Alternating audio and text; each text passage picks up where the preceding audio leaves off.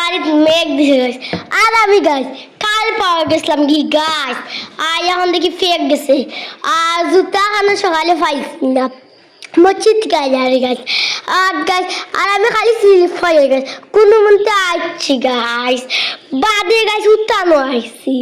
আর আমি উত্তানো গাড়ো শুরু হয়ে গেছে আর আমরা গোবর দেখা ঘুমেছিলাম আর আমরা সাইকেল কেন তো অবস্থাও শেষ এখন আপনার তাই ইয়েও ছুটি গেছে